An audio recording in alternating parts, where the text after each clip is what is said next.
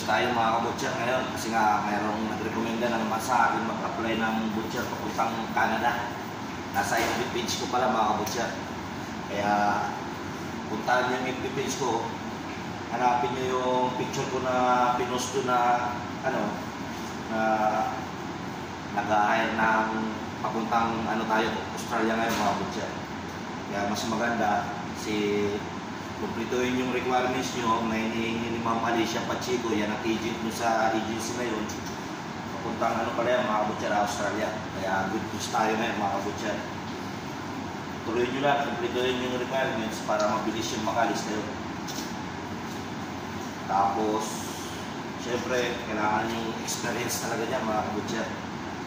Ito pala ay baka ay camel pala ito kaya mahaba masyadong pa niya. Camel. Kaya medyo mahirap ito yung dibon mga kabutcher. Pero pag sanay ka na, medyo okay lang, basic na basic lang mga kabutcher. Tapos kumplituhin nyo yung mga hinihingi ng requirements ni Ma'am Alicia. Hindi ko pala pinopromote yun. Yung ano na yung agency kasi nga, hindi ko naman masyadong kilala pa. Nire-recommend lang sa akin din ni Boss Eddie. Eddie ng ano, training sa pag-ano, bubutcher.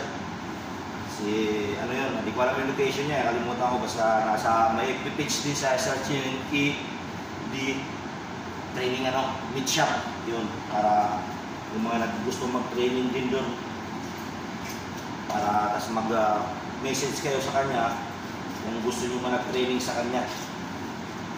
Mas maganda pala mga butcher yung may training nyo, yung pagdidibon, wag sa mga baboy, pagdidibon talaga ng baka kasi yun ang demand puntang Australia, New Zealand kasi more ano talaga dito, Australia, New Zealand, more ano, tupa tsaka baka talaga mga butcher.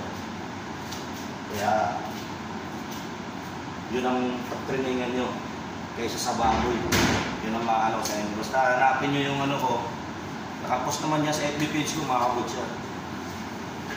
Yung ano, yung requirements nakapost, tapos yung conversation namin ni ano, ni Boss Kenny ng ano, training class, nakapost din yun kung magkano magiging sahod mo yun mga butcher. Basta ituloy nyo lang doon mga butcher.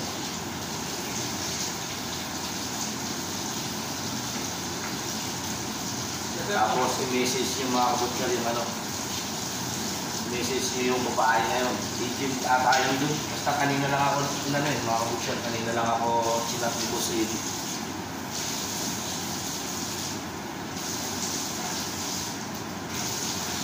Tapos mas maganda, ang nabasa ko doon, 5 years experience, yun lang, medyo mahirap yung mga kabutcher.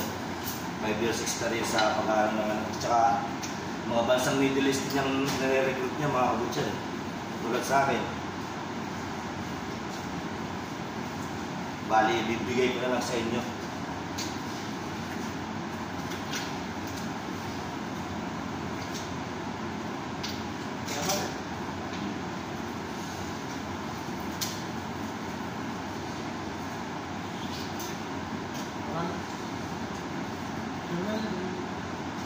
Kami.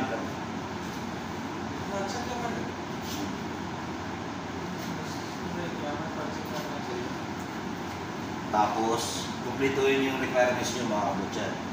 Yun ang mag-a-apply doon. Tsaka, may interview ng ano mga kabutcher. May interview ng employer. Kaya pag-aralan nyo yun.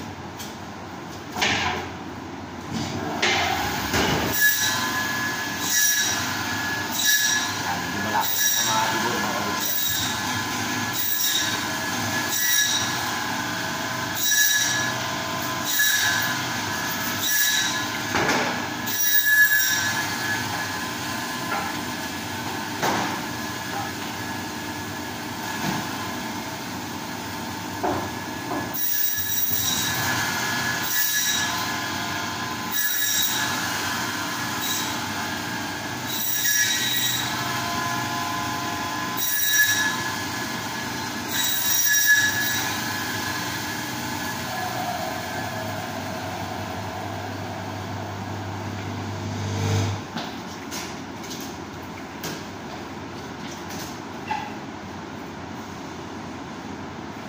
haba ng kamit. Mahirap din itong kamit mga kabutya. Yan. Ito mga basic lang po sa amin sa pagdidibon. Yan, kita niyo yan.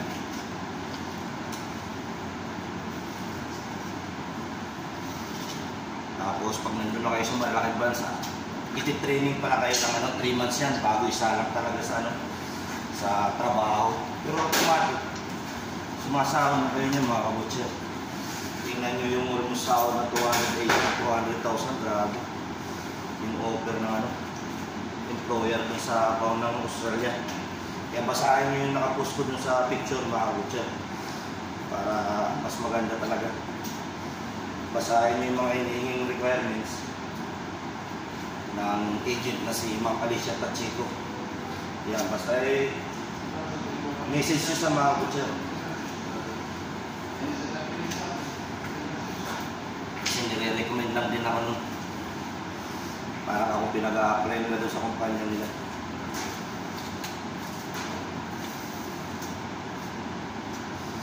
Yan, kaya hanggang dito na lang mga kabutya.